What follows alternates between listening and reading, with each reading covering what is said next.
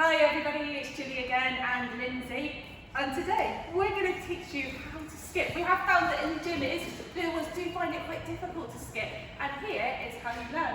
So holding onto your parents' hands, we're going to lift one leg up in the air, and first of all we'll see if we can hop. And then we're going to try it on the other leg. Once you can hop holding your grown-up's hand, see if you can do it on your own. So balancing on one leg, see if you can hop up and down. And then on the other leg, hop up and down. And then, once you've mastered that, then we can take it to a skip.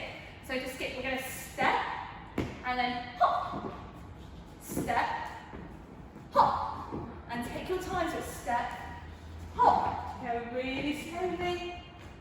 And then we can speed it up a little bit. So we go step, hop, step. We're going to lift those knees up really high. Point your toes. And keep your head really, really tall. Let's give Lindsay a